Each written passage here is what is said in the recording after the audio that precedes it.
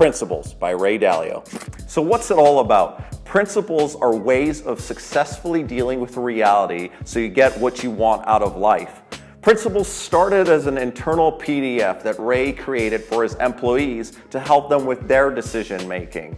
Then it got released publicly and had over 3 million downloads, and that was the starter for this book. You can use these principles to manage a team, where each team member's contribution to the decision is individually weighted on their ability, their skill, and their values. So it's not about running a hierarchy or deferring to someone's seniority. It's about running a meritocracy.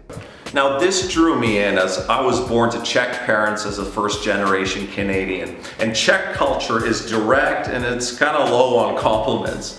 This can be a problem in London, where British culture often favors a subtle, suggestive, indirect communication style, and directness can come off as blunt, if not rude.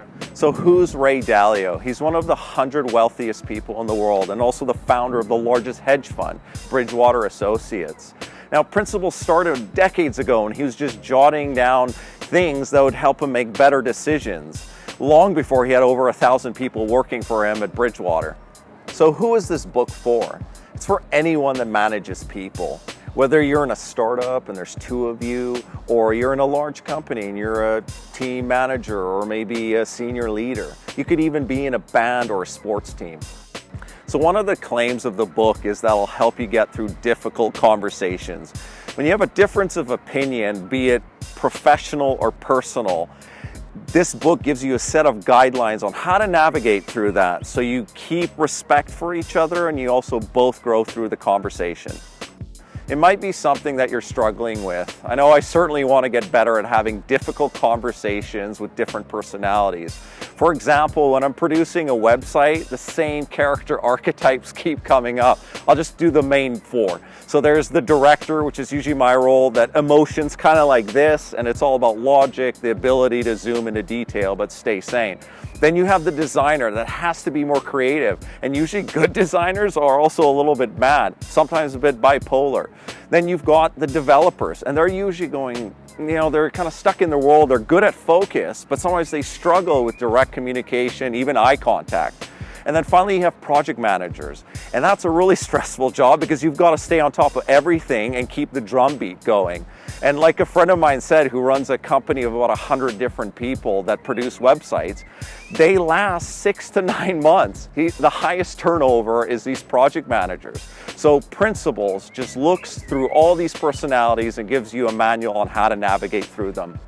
Now we're going to look at 2 principles in the book. The first one is an equation. Pain plus reflection equals progress. Pain is failure. And what does failure look like? It looks like this, right? So at the start of the arc, you've got these ambitious goals, but when you hit pain and when you hit failure, that's where you've got to decide if you're going to diagnose and reflect on why things went wrong, why your assumptions didn't match reality. And then if you can redesign the machine, then you can propel forward. Now, how do you reflect? If you're doing it as a team, you have to create a space where people can be radically honest and take accountability.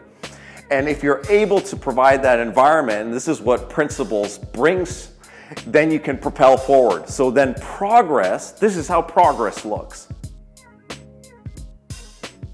It's tiny little failures that propel you forward. In the book, there are 16 foundational work principles, and one of them is called Embrace Reality and Deal with It.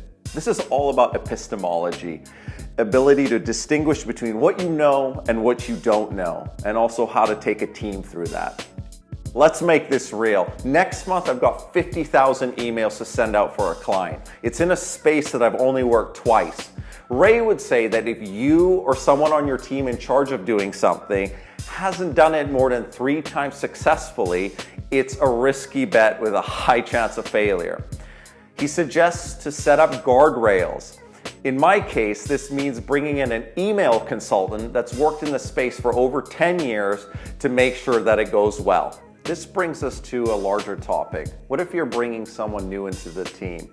Here are 3 things that Ray looks for. Questions. If people ask intelligent questions all the time, they're also very likely to ask questions of an epistemological level, what they know and don't know. Warts. If you show people yours, they'll show you theirs. When a new relationship starts, if you're quick to point out things about reality that don't flatter you, it allows other people the ability to do the same. Finally, he references jazz music, the ability to improvise and create together at a high level. This is supported by having a foundation and an attitude to get through creative differences. So how should you read Principles? First 3 times I use the Audible version. It's engaging. Ray's got a great voice.